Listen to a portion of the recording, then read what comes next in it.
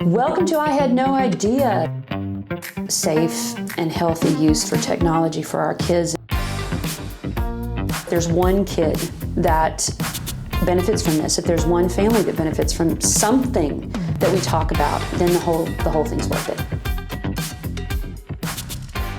Welcome to the I Had No Idea Cyber Empowerment Podcast. I am your host, Jeni Janek, and today I have with me Cynthia Dvorak. I'm hoping I'm pronouncing correctly, Dvorak? Dvorak, yeah. Dvorak, okay, wonderful. I'm a Janek, so when I see Dvorak, okay. I think, hey, we might be in the same kind of family there. Yep. Who is with Screen Less, Play More, and such a wonderful concept. Cynthia, I'd just love for you to introduce yourself. Tell us a little bit about you. Sure. I started the screenlessplaymore.com blog about 2 years ago and the podcast about a year ago. I have two sons. One is 10 and one is 8. And when they were really little, I just noticed how they threw a huge fit every time I turned off the TV, every time I asked for the iPad back. And I just wanted to try to figure out what is going on here. This is really bizarre because we didn't throw a fit like that when our parents said it was time to turn off the television. And I started researching and learned more and more and more and just got fascinated with learning about how games these days, video games, apps, social media are very, very specifically designed to addict, to keep your eyeballs on the screen as long as possible. And so the more I learned, the more I wanted to share with other parents. And I also kind of simultaneously, my son was in preschool and it was this really wonderful play-based school. And I was also learning things about play that I had never known before, of just how important it is and all the things that their brains and their bodies learn from play. And it's really not just a pastime. It's not just something to have as an afterthought. It really is the job of children. And so I just kind of, once my youngest son was in kindergarten and I had a little bit more time on my hands, thought, okay, I'm going to start this and put it all together. So a little bit of play, a little bit of screens, and just try to help other parents who are navigating this same terrain today.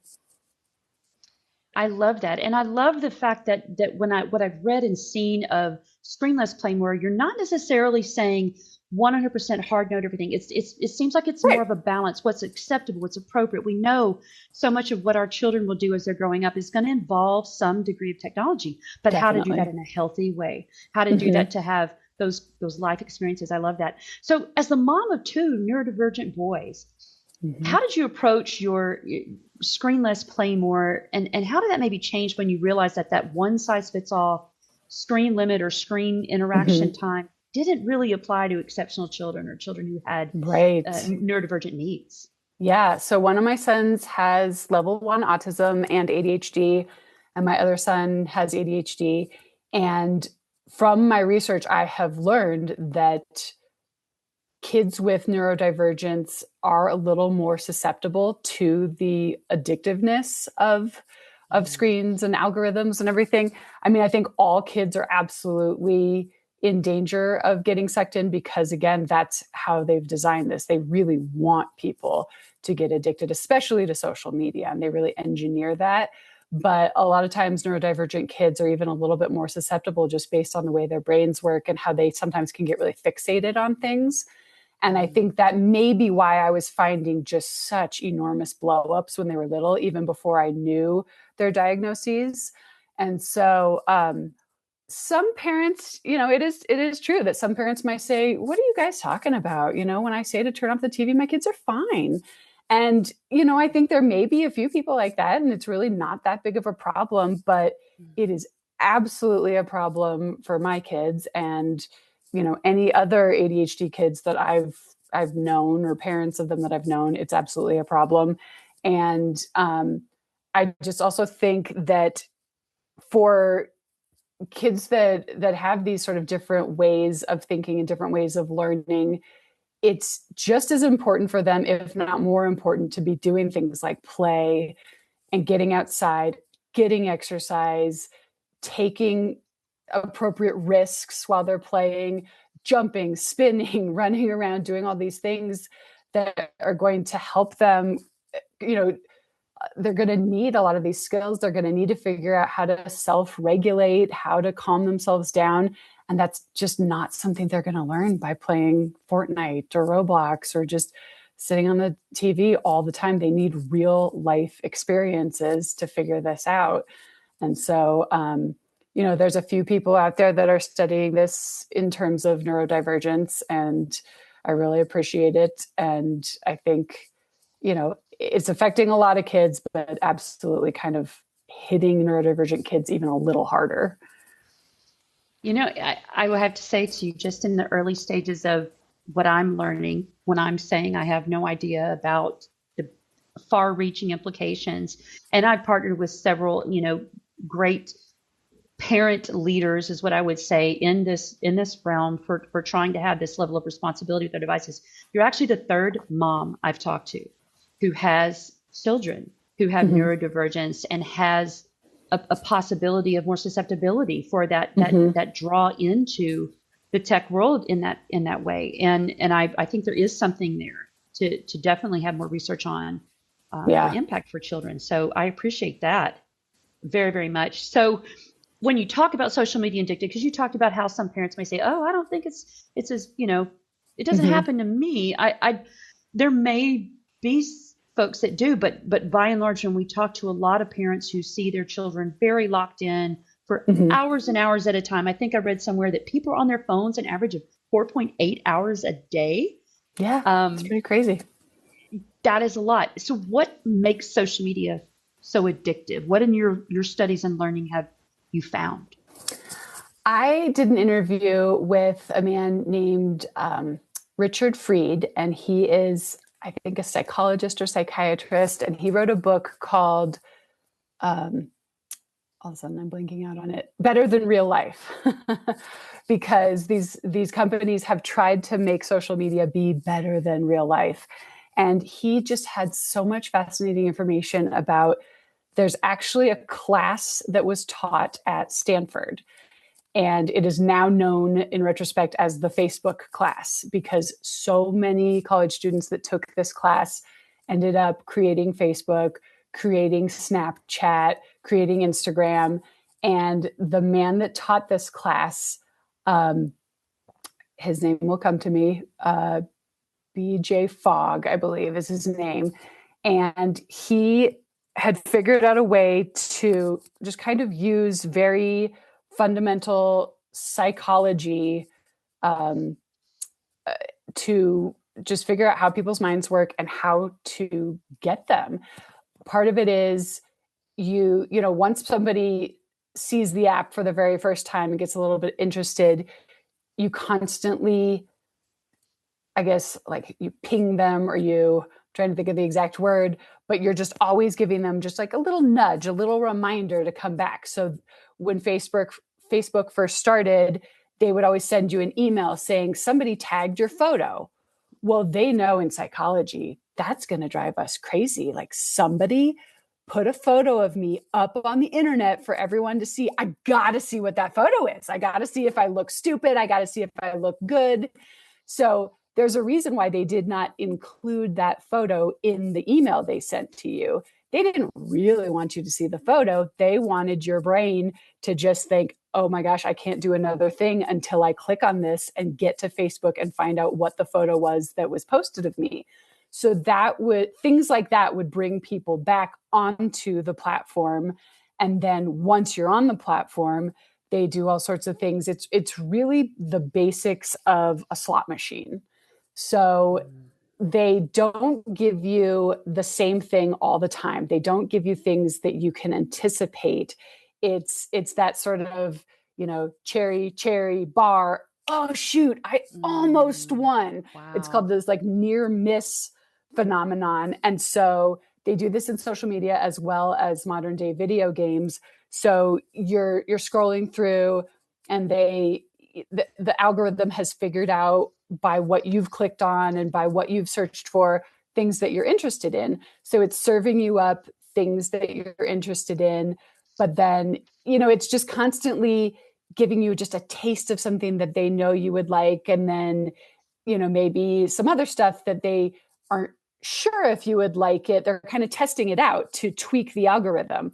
They might, show you something about soccer and you just scroll by it really fast. And then they kind of learn, okay, Cynthia doesn't care about soccer. And then they show you something about fashion. And it's like, oh, wait, Cynthia sort of hovered on that for 1.3 seconds. Let's try another fashion thing. And it just learns, and it's just going to get so much better with AI. And so they've figured out how to extract as much of your attention as possible. And also through these things, like we're saying, of caring what your friends think, having a like button, having thumbs up, so that you start thinking that, you're more worth it if you get more likes, or you're not worth it if you don't get any likes. And you always want to check back to see, did somebody say that they liked the photo that I posted? Did they not? Just really going kind of deep into our brainstem, into our need for social acceptance, our need for community, and all those things that we should have and we should want, but we should do them in real life.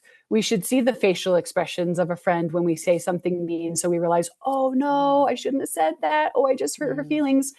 Kids don't see that online, and they just say the nastiest stuff because they don't see the human on the other side of what they're sending them. And so it is a phenomenal book. It's called Better Than Real Life. And then there's lots of documentaries. The Social Dilemma is an amazing documentary that goes into this. And so it's just, there's no two ways about it that they are engineering this. And it's not an accident that we all look up and realize, oh my gosh, I just spent half an hour scrolling. Where did the time go? Yeah. Absolutely. And you mentioned Social Dilemma with Tristan Harris. I follow the Center for Humane Technology and appreciate his work as well so much. And I think that's what, the more we talk about these topics, the more we all will start recognizing, oh, I do remember I've seen that research. I've actually taken the time to look at this. And I feel like that's something that we as parents, and I'm going to say now as grandparents, have to be more involved in, more intentional. And I think that's the part that I wonder about for us all in the future is how involved we can and need to be. And I think there's a lot. I actually have a daughter who's 27 years old. My grandson who'll be 1 in May, and she and her husband from the get-go started to talk about what they believed as far as their values were for technology interaction for their child, and that they wanted to agree upon a parenting style that that embraced the fact that technology is a part of our world, but they want him to have lived experiences. They know the impact of the facial recognition for learning and everything that you just said. When it comes to parents, sometimes they feel guilty about screen time and may not understand the biology of that. And you hit on that with the dopamine, I think the redirection that it's an intermittent reinforcement. That is a great psychological term for what we know is happening. What can parents do with kids instead of screen time? And I think you have a great and brilliant thing to lend for Screen-Free Sunday. Tell us a little bit about what parents can encourage. And I saw that and I loved it. What can parents do that's helpful for balancing that screen time? I would say first that I don't want people to feel guilty. And I have been there, and you absolutely have those moments when you're just going crazy and you need 20 minutes to cook dinner. I mean, I am not trying to shame anybody and say, if you turn on the TV while you just needed a breather, don't worry about it. We all need that. We've all been there. I would say that the thing I've noticed is the difference between just technology that we've had around for a long time and technology that is really new, because the television that we watched didn't have a bunch of engineers behind the scenes specifically trying to get us to watch longer. Like I talked about this with Michaeline Duclef. The old video games at the arcade wanted you to lose because they wanted you to pump in another quarter. Right. The ones today want you to stay on as long as possible so that they can keep feeding you ads, or they can keep having you, buy little trinkets and costumes and whatever inside of the game. So I would say first, try to stay away from the more addictive technologies, the YouTube that was just going to keep feeding your kids the next video and the next video and the next video without you actually choosing it. Video games, social media, absolutely. But I think there's no harm at all in, hey, we're going to watch some Daniel Tiger. We're going to watch a movie. We're going to do family movie night. We're going to watch Sesame Street. Whatever it is that is just an actual show. It's a beginning, it's a middle, an end. You guys can talk about it. You can ask each other's questions about it. It's entertainment. And, I actually have a master's degree in screenwriting, ironically enough. And so I love film. I love showing old classic movies to my kids. But in this day and age, I just was finding that it was too much. Just having the TV on in the background and having the iPad available everywhere. Because that's the other thing. We couldn't bring our TVs with us when we were kids. And it's just a constant thing now that once kids realize there's this iPad or this phone that they can always watch, you just feel like you can't get away from it. And I just finally needed a break. I just needed one day where my kids were not going to be pestering me about watching something. So I decided to do Screen Free Sunday. And I probably started it when my oldest was about 5. And my sister thought I was absolutely crazy. She thought I had lost my mind because she thought, what are you going to do with 2 little kids all day long without screens? And I'm not going to lie, the first few days were definitely hard. And they pestered me and they pestered me. But I had just decided in my mind, like, this is something we're going to do. This is important to me. And I also knew it wasn't forever. It's like, okay, I just have to make it through like these 6 hours or whatever it was. And I just kind of put this rule of, we're not going to watch it from the second we wake up till 5 o'clock at night. And so I think, I have a blog about this on screenlessplaymore.com of a lot of ideas of how to start it and how to survive the day. I think when you're first starting out, you probably want to get out of the house because there's going to be all those cues reminding the kids that they want the iPad or they want the TV or the Xbox or whatever it is. So if you can get out of the house and they're not seeing the Xbox sitting there and thinking about it, they won't pester you as much. So I think at first, if you can just wake up that first day and, hey guys, we're going to go to the zoo or we're going to go to the theme park or, we're going to go to church, we're going to go to breakfast with grandma and grandpa, whatever it is to get you away from those cues.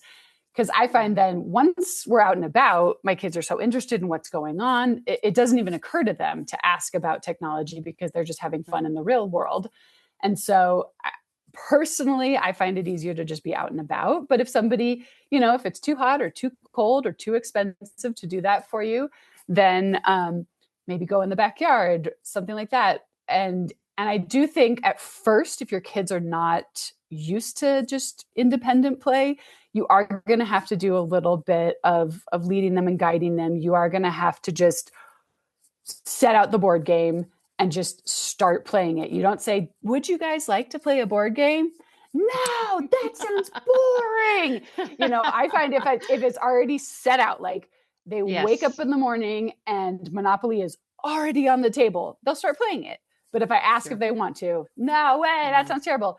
So whatever you want them to do, if you've got the markers and the paper set out already, if you've got the board game set out, if you've got the little sensory bin, depending on how old your kids are, if it's just little toys or whatever, and then just kind of notice as they start getting not as interested, you may need to switch and, okay, now guys, let's go out and we're going to do a scavenger hunt in the backyard. And now we're going to do whatever. So I think the first few days, it honestly may be a little exhausting when you're just first getting used to it and keeping kids away from the screen.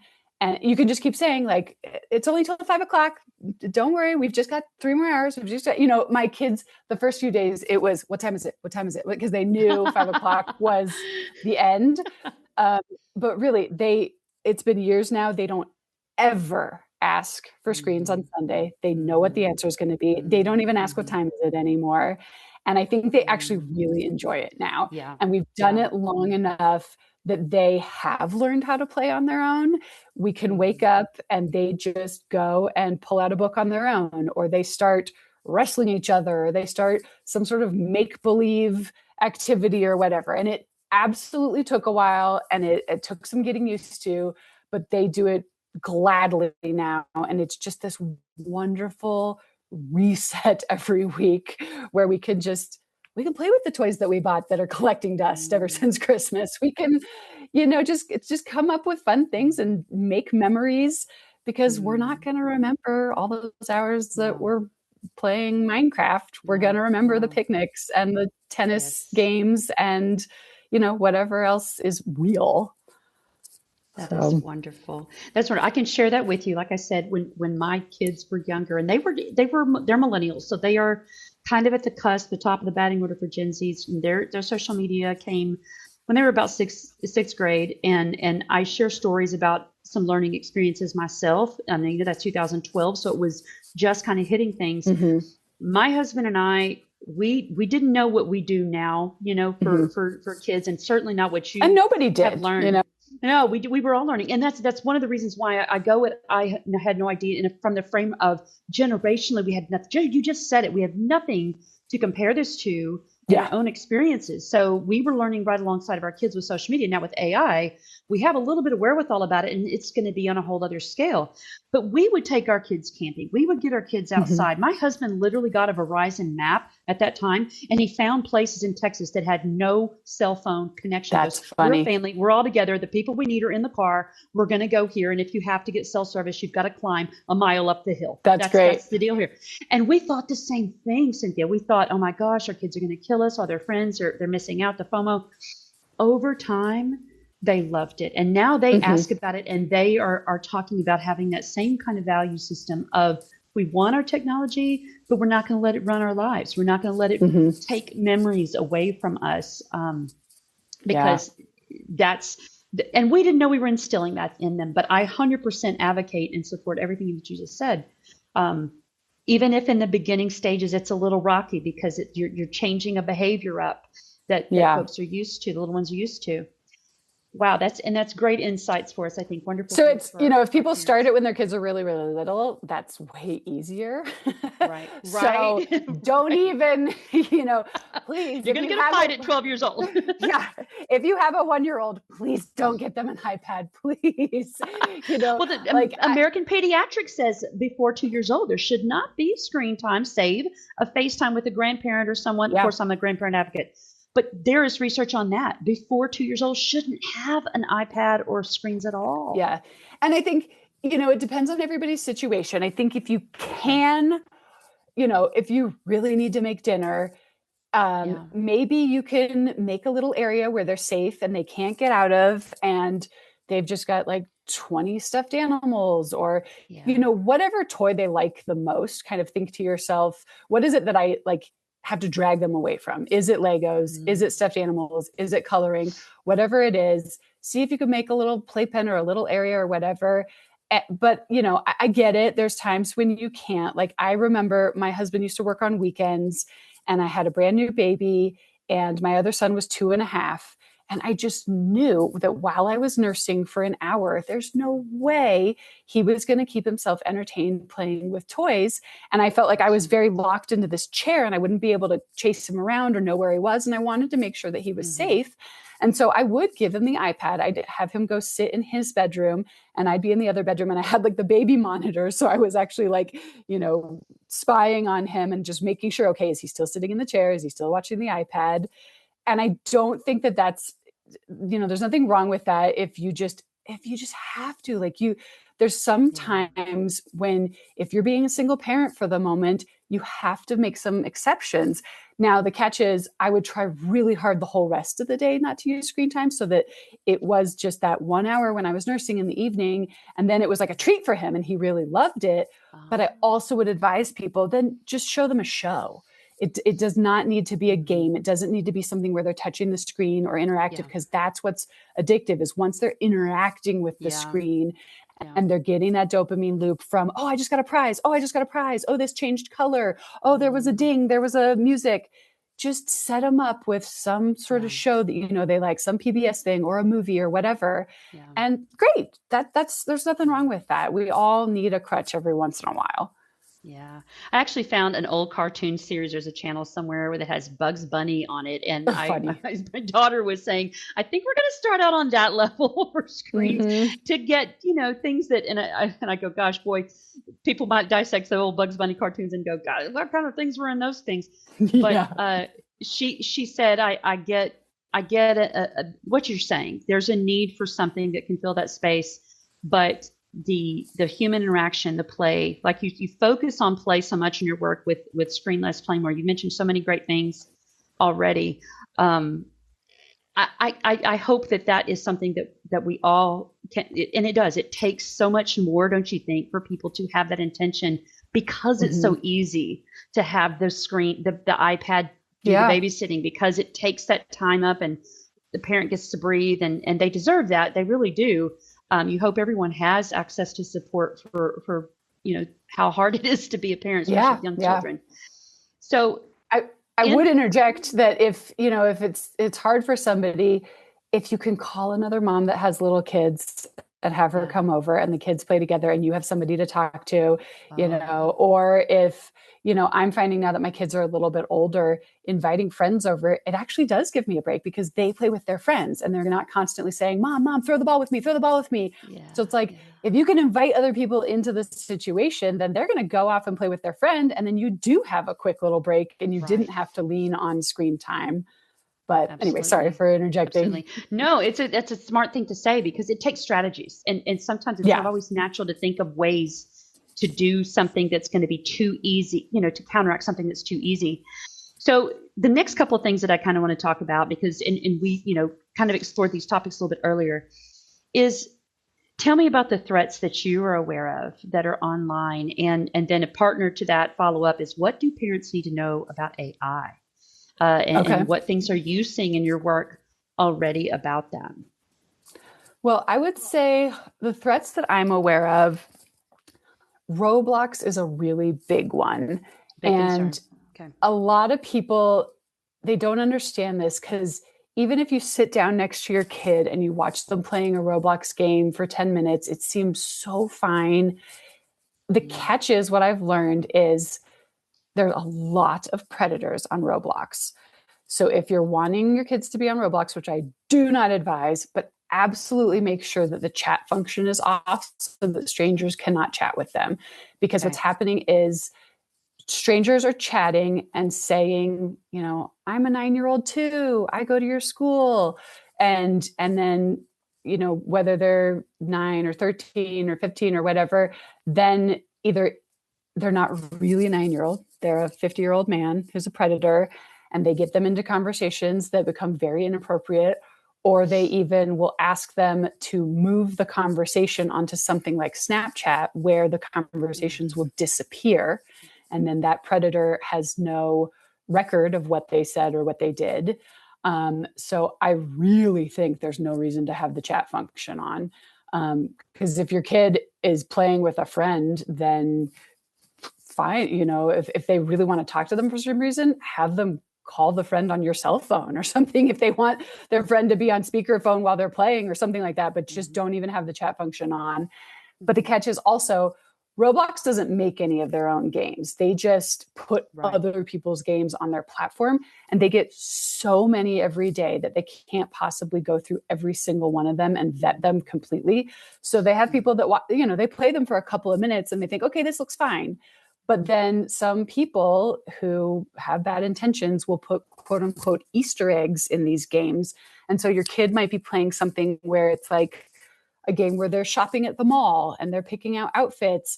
And then all of a sudden, the poster on the wall at the mall is pornographic or something incredibly inappropriate. And they Mm-hmm. just come upon that and it's out of nowhere. And you would have never thought it was going to be there. And they would have never thought it was going to be there because you played it with them for 10 minutes and it seemed totally Mm-hmm. fine. So I just don't trust any of the games on Roblox. Wow. I Wow. think another really dangerous one is Snapchat Okay. because it has this, the function that messages disappear after a certain amount of time. And so there's a whole layer, like I was saying, of predators trying to talk to kids and get into group chats. So if your tween or your teen has a group chat going on Snapchat and they think it's them and their 5 friends, well, then all of a sudden a predator can come into the chat and say to one of the kids, oh, hey, you go to the academy? So do I. Oh, yeah, I Mm-hmm. was in Mr. Brown's science. And that kid is like, oh, okay, I'll let them into the chat.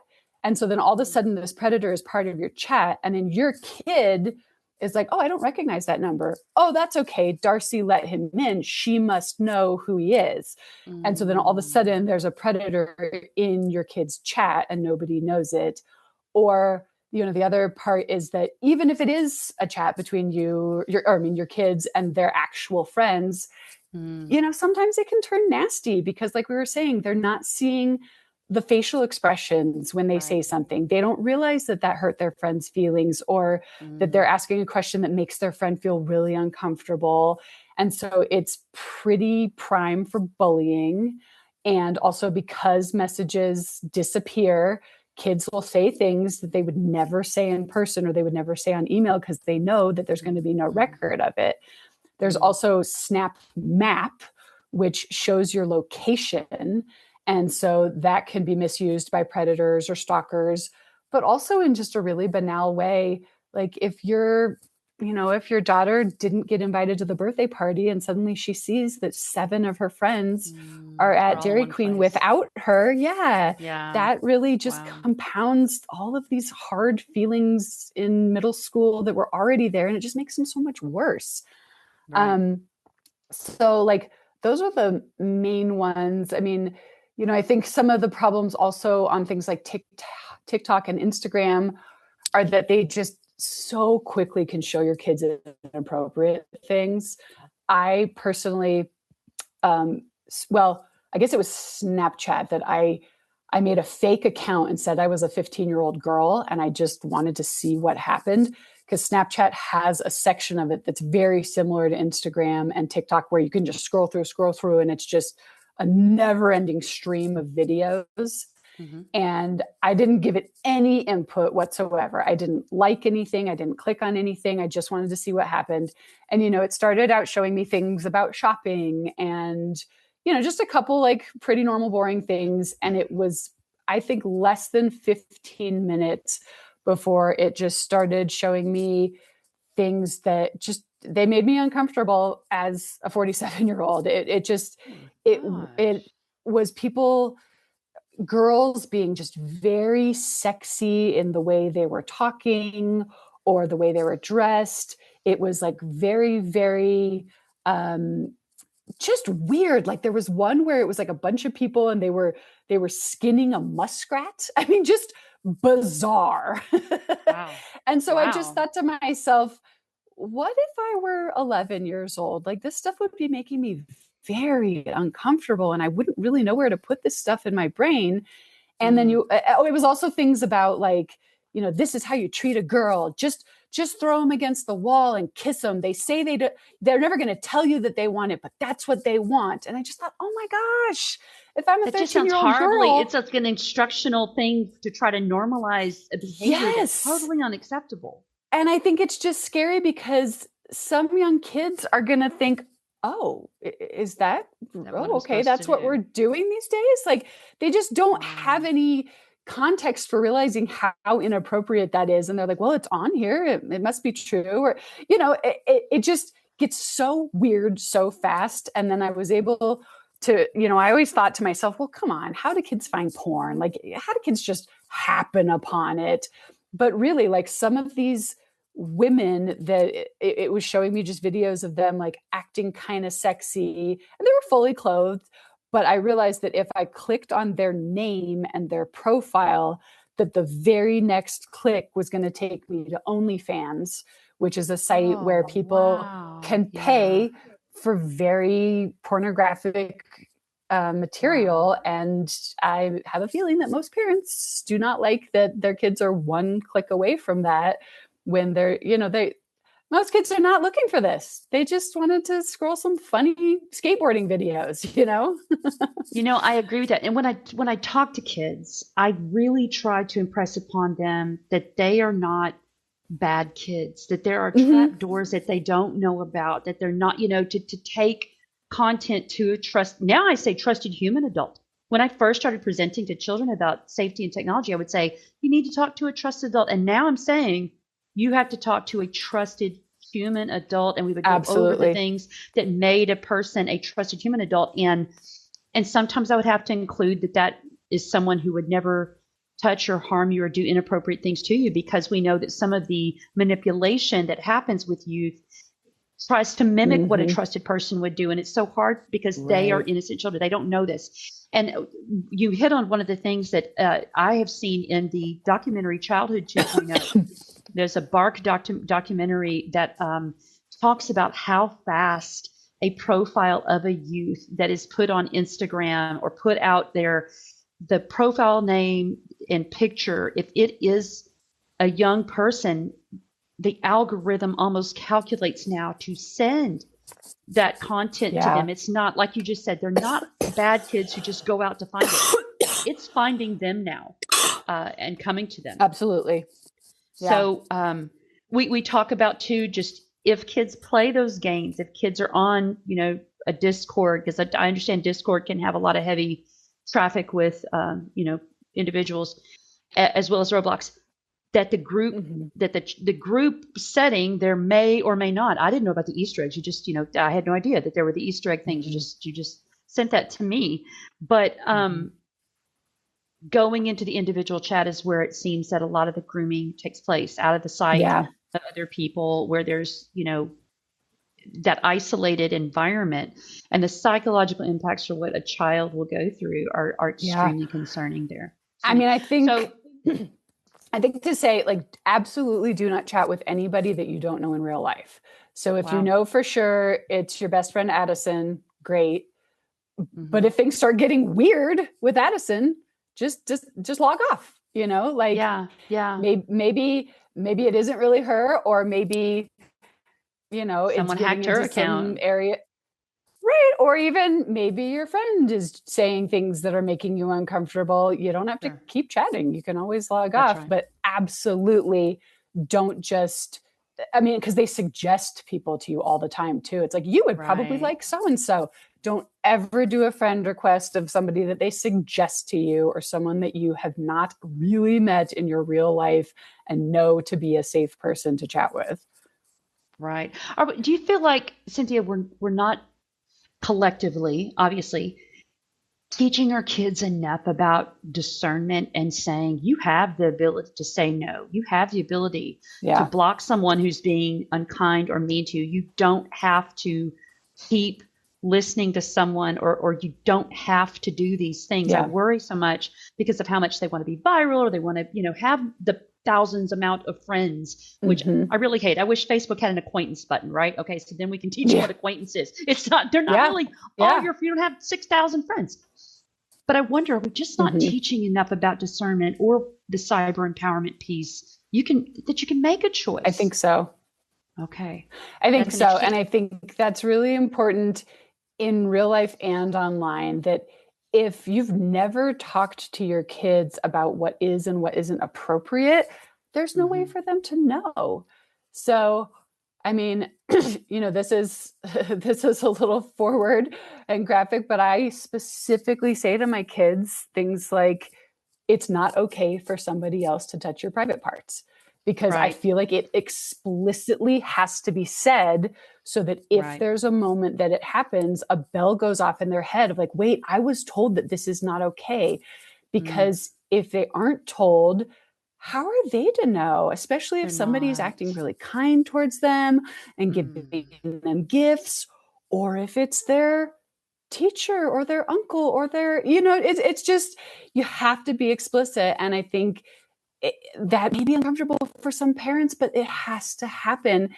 And it's very similar online, of just saying it's okay for you to close the laptop screen anytime you feel uncomfortable.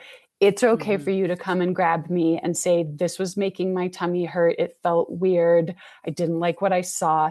It's okay for you, and to be very explicit too of, hey, and you could be really casual. It can be 10 seconds in the car. Hey guys, I know that you guys are going to be doing a cool project today at school on the computer. Just remember, if you see a picture of somebody without their clothes on, or something that makes you feel uncomfortable, you can just close your computer and tell your teacher.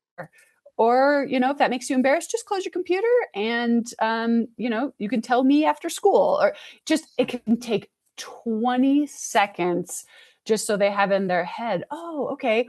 Or, I've said too, of if somebody says to them, hey, I want to show you something, that you say, Mm. oh, wait, what is it?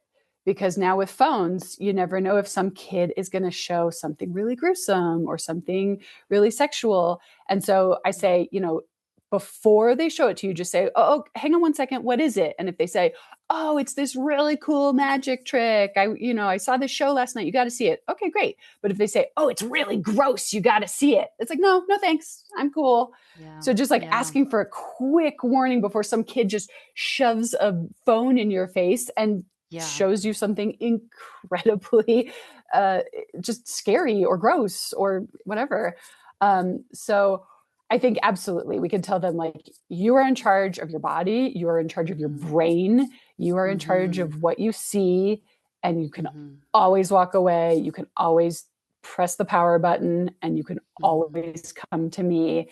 And then making sure that parents know that when the kids come to them, please don't freak out, because they'll never come to you again. Right. Just whatever they say, just take a quick deep breath in your head. And, Mm-hmm. it could be really hard for some parents who have trauma in their background. And, Sure. they might have to say, oh, hang on, I have to go to the bathroom. I'll come right back. Maybe you need to go to the bathroom and compose yourself for a minute Yeah. and come back really calmly and be like, okay, tell me what you saw. And really be as calm and non-judgmental as you possibly can, and just tell them, oh, you're right, that is something that kids' brains aren't ready for yet. I'm glad you told me. You can always Mm. come back and tell me. And again, your kids don't even have to know what sex is for you to explain to them, like, hey, there might be some things on websites that it's just kids' brains aren't ready for it yet. And so if you see something and you think your brain's not ready for it yet, just turn it off and tell me, because they're going to know when something makes them Yeah. kind of feel grossed Very out. uncomfortable. And Sure. you Sure. don't even have to go into details of what that might be, but just, Yeah. hey, if it makes your Yeah. brain feel kind of weird, let me Yeah. know. Well, and along with that, there are places online. There on the dark web. One of my sessions, there was a young man. He was probably 14 years old. He came up to me after I did a presentation about, being safe online. And his presentation, he was just so washed out, and you could tell he had not slept in a very long time. And he eventually said, "I've seen things I can't unsee. I've Mm-hmm. seen things that were so horrific in nature." And the term you just used, the brain not being ready for you. I mean, I'm 52 years old, and my brain wouldn't be ready for it. I Yeah. don't want to have, I could never watch a Yeah. person torturing or harming another human Right. being, a child, an animal. And these things exist, and it's hard for us in our value system of how we would not treat a, we just cannot conceive of those things. Mm-hmm. And for a child to see that, that's something, and that's what the boy said, is he goes, I've got to find help because I can't sleep. It Oh, plays over and over in my sad. mind. So Yeah. I wonder how, as we connect, and in this opportunity, I just feel like I'm speaking to someone with the kindred spirit here, because our job, our hope with I had no idea, with Screen Less Play More, is to reach more people, to say Mm-hmm. all of the things that you just did. They're quick conversations, even if they're not what we would normally say, or we would go, oh, my kid knows that. Oh, everybody Mm-hmm. knows that. Kids don't. They don't. Right. And And that's a big you have to be really specific so that explicit. they know, Mm-hmm. like, there's a gentleman that works at, oh my goodness, I'm blanking on it, but it'll come to me in a second. And he said, dads, especially as role models, you have to say to your son, don't ever take a picture of your private parts. Because if it hasn't been specifically told to them, and all the other kids in middle school are doing it, oh, okay, I guess this is what we're doing. And we're sending it around and we're asking girls to send them to us. No, you need to have had that conversation and been Very early so on. explicit so that Mm-hmm. there is no gray area of, like, in our Right. family, we do not do this. And Wow. and you're saying with AI, I mean, it's just going to get crazier to tell what's real online, to it's going to get easier to bully people because you can make a video of them saying something that they never even said. I mean, Oh my it's gosh. just the Wild West. I mean, bullying is just going to have the potential to go absolutely insane. You know, there's apps now that will undress somebody. So some poor kid at school could have a photo being sent around of them that is totally not them. AI undressed them. I mean, it's pretty insane. And I think just having open lines of communication with kids is the most important thing. And just try not to be judgmental, just even saying, like, hey, you know, are your friends coming up with any problems? Or, you know, are your friends noticing weird things about AI? And then they might be a little bit more willing to talk about it when you're not specifically being like, hey, so what are you doing? Yeah. But I Yeah. think, you know, I think really I've heard again and again and again, people have said no phones in bedrooms, like Mm, no computers, no tablets. Everything should be done out in the open, whether they're mhm, 17 or they're 7, because that just the percentage of bad things happening drops precipitously when it's mhm, not late at night, you're by mm, yourself, mhm, mhm, nobody else around to give you any mhm. sort of advice. That's when the really scary stuff happens, is when kids Right. are online late at night. Right. And it's also, even if they're doing something like, even if they're playing online chess, they still might be Yeah. staying up until 3 a.m., which isn't Right. helpful. And No. then, you know, so making sure that bedrooms are for sleep, making sure that there's not devices at the dinner table so that you can actually have a conversation with your family. And just, I really do think no social media until you're at least 16, because Yeah. I just think little kids are not ready for this because of all the things we just said.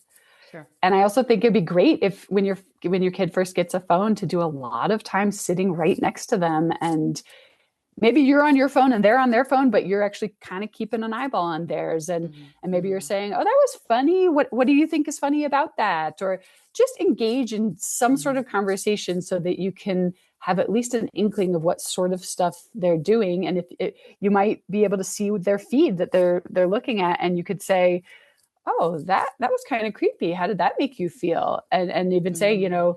just remember, like, you can change your algorithm.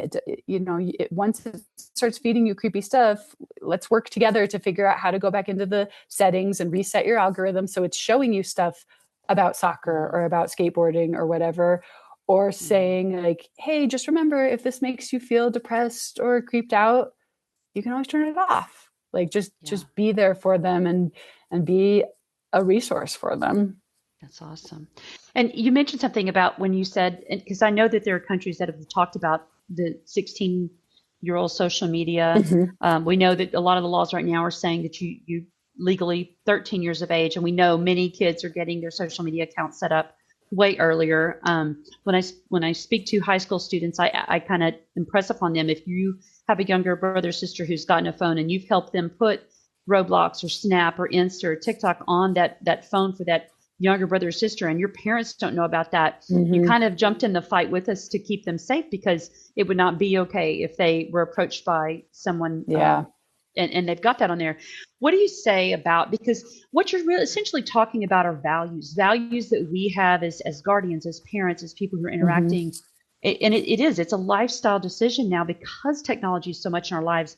What happens when, and we know this does, there are children whose parents are, and I get approached by parents who are saying, okay, my daughter just got her phone. She's in a group text with friends we all know. We're trying to do what I call the training wheels version of their phone. Mm-hmm. And what happens when there's social exclusion, or there's parents, and the way I say it is, because I don't want to say it's parents who don't care, but parents that may not be aware of the concerns and the dangers. Mm-hmm. How can that be balanced for a kiddo when they have and I kind of am calling them core, my catch term is core connecting parents. They're trying to connect their kids to the core memories and Mm-hmm. making memories and things. So if you're not a core connector, if you are in a group of parents that are core connectors, and there's a kid at school that's not, and they've got the phone and they're doing all the things, Mm-hmm. how do you protect your kid and give them the tools to go to school, to say, Mm-hmm. don't, I'm not going to be able to have a cell phone until a certain age, or I'm not going to be able to Yeah. do social media until later. How would you say to handle that? Yeah. I think if it's before your kids have gotten a phone. So if you've got a 7-year-old or a 12-year-old or something that has yet to get a phone, I think now is the time to just start talking about all of this stuff. And, as much and as often as you can, whether it's you say something about your own phone of like, man, I can't believe it. I logged on to Instagram and 30 minutes later, I was still sucked in.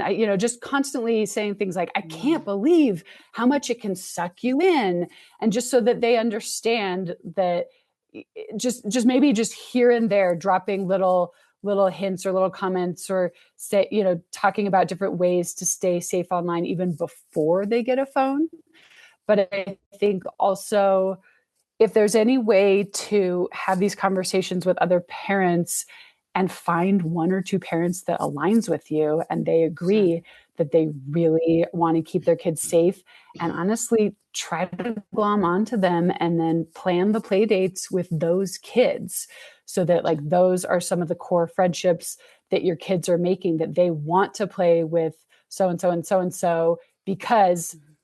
you've already orchestrated that they have a play date every other week with Mhm. this kid, Mhm. and now they're getting to know them really well, and that's the friend that they want to hang out with, because then you also know that, oh, this parent also says that their kid's not getting a phone until Right. X age, and this Yeah. parent also says that they're not going to get social media until they're 16 or 17, so that when Mhm. everybody else in class is getting it, there's at least one, two, three other kids that they are already tight with that have the exact same rules they do. Yeah.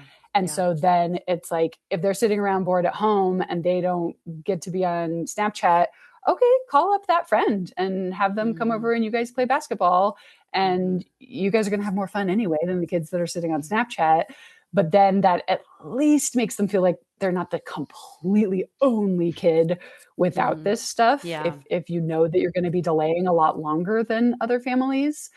Yeah. And then I mean, if you've already got a kid that has a device and is having some really tricky situations, just remember that you're the parent and you can always change your mind, Sure. because this is for the best. This is for their Yeah. health. Yeah. This is for their future.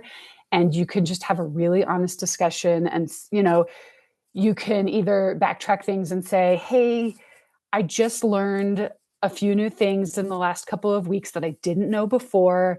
And I'm realizing that group chats are pretty problematic. And I know that you're already on a group chat.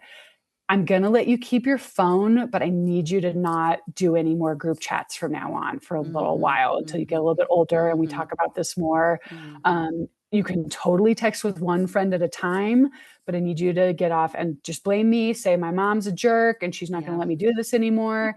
And so just kind of maybe you might have to backtrack and say, I've learned some stuff. And so you're still allowed to have your phone, but I can't have you on Roblox. I can't have you on Mhm. Snapchat. Or Mhm. or you could even say like, you know, you can go on Snapchat, but you can only do it while I'm sitting next to you. Or, and your kid might get really, really angry, but you could say, like, well, the alternative is that I take your phone away because guess what? I Mhm. bought it for you and I pay for it and I'm your parent. Mhm.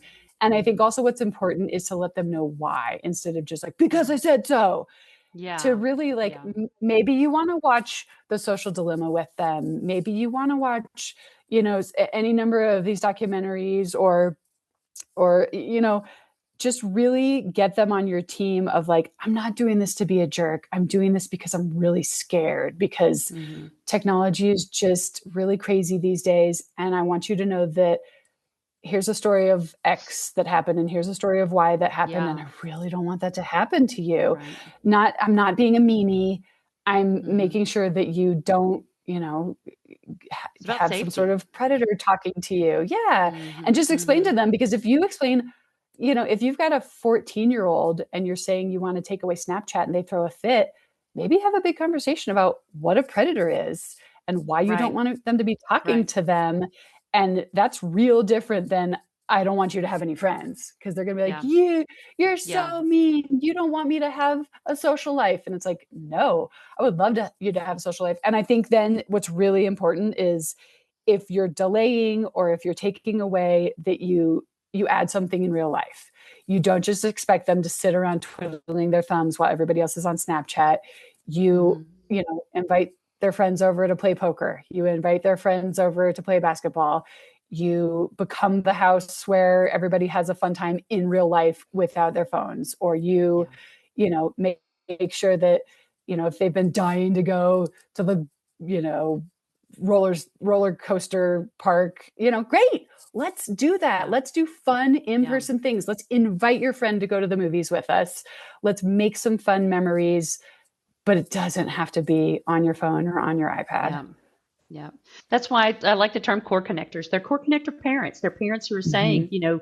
we are in this together. We have our expectations. We're aligned with values for supporting technology and embracing technology, but in a healthy and safe way. I mean, I really hope my envision, I would love to see there be a day that there's an absolutely awesome, because if you think about Roblox, it's an incredibly simple, looking game. Mhm. The graphics aren't just terribly highly, sophisticated, but what if there was a video game system that was 100% safe, that everybody and Yeah. parents had the ability to vet and kids were just as Yeah. interested? I mean, I know that sounds pie in the sky, but I'm thinking Yeah. there's got to be a way. Maybe we do use AI for good and go, look, we're going to put you Yeah. embedded into this to like chase down, block, and get rid of the people who are trying to come after our kids, and then have a 100% safe, Yeah. platform. I don't know if that's possible. I keep trying to think I of the mean, I positive think that things for absolutely AI. is something that could happen in the future. I mean, for the moment, what I personally have done is I finally told my kids, you can't play any sort of game that's on the internet. But I bought them for Christmas, like really old school style Game Boys that use batteries. I mean, it's got Tetris. It has something like So 300 games great. on there. But I'm like, okay, we're going on the airplane. It's I like get it. bringing You're not. Donkey Kong back or bringing Yeah. Nintendo I stuff. was like, I know you don't We're want going to backwards. color for a 6 hour flight. So fine, play the Game Boy. There's nobody online. There's nobody that's going to talk to you. You There's know? no algorithm. It's like, great. Mm-mm. Yeah, just play Pac-Man to your heart's content, and it's not I love connected it. to the internet. So, I You mean, know? I think we sometimes have to just think of like, well, what did I do? And like maybe Right. buy some old school things, or maybe dust out your Nintendo from back Oh, in the that's day if it great. still works, or like there's ways to have a fun time Mm-hmm. with technology, but I just really think if we can avoid algorithms and AI and Oh, yeah. strangers, Right. then Right. Right. that's the way to go for That's now, right. because it's just too dangerous out there. Yeah. And until I these agree. companies finally figure out how to age gate things and make Mm-hmm. sure that people under 16 aren't on them, and just Mm-hmm. there's all Mm-hmm. these things that the companies could do and they won't, unless the government is going to force them to. And I think we're getting a little closer to that now that Right. there were some big court cases recently with Meta and with Google, and I think we're inching towards that, but it's not going to be tomorrow. And until then, we can't Yeah. rely on the corporations or the government right now. We have to do what we can do at home. I agree. I agree. And that's where the purpose of what you are doing and the purpose of what we're doing at I Had No Idea completely aligns. I mean, I love it. And that's what I've been doing is I've been searching for Mm-hmm. more and more folks to bring in, to talk to have and spread awareness. So we're just getting started. We're really in our very first year, honestly, Yeah. ourselves. So got into the game with the podcast. We've got more guests that we're going to be bringing on as well. Great. You're actually our very first. I want to just say thank you. Super. You are the Absolutely. first picking it off. I'm But happy to do it. And I'm really happy that people like you are doing this, because thank you. even if a couple more families get on board, they're going to spread it to other friends. And it's so important, because it's one kid at a time. It's one fewer kid that's going to find fentanyl on Snapchat. It's one fewer kid that's going to commit suicide because they got bullied. Yeah, It's yeah. really a big deal. And I think it's so fabulous that you guys are doing this. It's worthwhile. Well, thank you so much. You have been a wonderful guest to have. We appreciate you. We would love to have you back No on our show in the near problem. future, reciprocate how we Great. can. Thank you I'd be for happy joining to. us, Cynthia. Everyone, you're going to need to go to Screen Less, Play More. Check out more of Cynthia's content. Be sure that you subscribe. You follow her podcasts and her blogs as well. And thank you. We'd like to invite you as well to visit ihadnoideace.com, www.ihadnoideace.com, and we'll have you join us next time. Thank you.